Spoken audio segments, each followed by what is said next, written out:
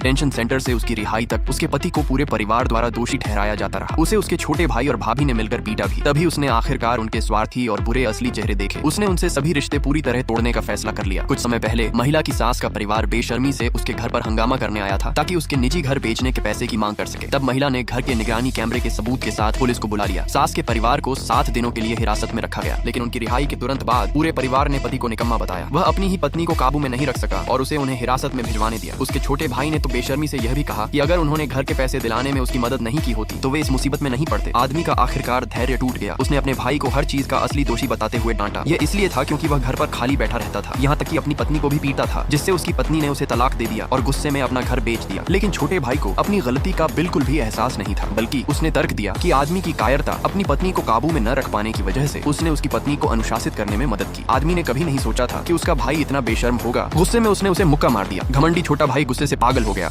और वहीं उसे गाली देने और उससे लड़ने लगा। अपने पति को हारते हुए देखकर भाभी ने तुरंत एक ईंट उठाई और आदमी पर फेंक दी। गुस्से में आदमी उसे मारने ही वाला था, लेकिन उसके भाई ने उसे रोक लिया, ये कहते हुए कि अगर उसने उसकी पत्नी को छुआ तो वह जान की बाजी लगा देगा। आदमी ने उससे सवाल किया कि क्या वह अपने भाई की पत्नी को अनुशासित कर सकता है। वह अपने भाई की पत्नी को क्यों नहीं अनुशासित कर सकता, लेकिन भाई पाखंडी था। वह अपनी पत्नी का ख्याल खुद रखेगा, किसी और को जरूरत नहीं है। ये सुनकर पति को अचानक याद आया कि जब उसकी पत्नी को पहले उसके भाई ने पीटा था, तब उसने पारिवारिक शांति बनाए रखने के लिए इसे नजरअंदाज कर दिया था। अब ऐसा बेशर्म आदमी भी अपनी पत्नी की रक्षा करना जानता था और उसे पहले से कहीं ज्यादा लगा कि वह पति होने के योग्य नहीं है। उसने खुद को थप्पड़ मारा और वहीं पछतावा और गुस्सा हुआ। फिर उसने अपने भाई से पूछा क्या वह उसकी पत्नी को अनुशासित करने में मदद नहीं करना चाहता था। उसने पूरे परिवार को क्यों तोड़ दिया, लेकिन भाई फिर भी अड़ा रहा। उसने जो कुछ भी किया वह आदमी के भले के लिए किया। सास ने भी उसे घर में लड़ाई न करने की सलाह दी और उसे फिर से महिला के पास जाकर परेशानी खड़ी करने के लिए उकसाया, लेकिन आदमी ने देख लिया कि वे बिल्कुल भी पछताने वाले नहीं है। आखिरकार उसका सब्र टूट गया और उसने उन्हें गांव वापस जाने को कह दिया। पूरा परिवार तुरंत घबरा गया, ये कहते हुए कि वे वापस खेती करने नहीं जाना चाहते, लेकिन आदमी टूट गया, ये कहते हुए कि उन्होंने उसकी तनख्वाह बर्बाद कर दी और अब वह खुद को भी संभाल नहीं सकता। उसकी मां ने उस पर नैतिक दबाव डालने के लिए खुद को दयनीय दिखाने की कोशिश की कि वह कुपुत्र है, लेकिन उसने उसे डांट दिया। अगर उसने हर बात में उसके भाई का पक्ष न लिया होता तो उसका भाई इतना घमंडी नहीं होता। आदमी और उसकी पत्नी से अब कोई फायदा न देकर भाभी ने सास और भाई को घर जाने के लिए मनाया। ऐसे कायर के पीछे चलने से वे जल्दी ही भिखारी बन जाएंगे। सास और भाई आखिरकार जाने के लिए मान गए। आदमी को छोड़ने के बाद भाई ने अपनी माँ से कहा कि उसने वर्षों में आदमी द्वारा दिए गए सारे पैसे खर्च नहीं किए थे। सास ने भी कहा कि उसने कुछ पैसे बचा रखे हैं जो गाँव में अच्छे से रहने के लिए काफी है। उन्हें जरा भी अंदाजा नहीं था कि जल्द ही उन्हें अपनी बेशर्मी का बदला मिलने वाला है।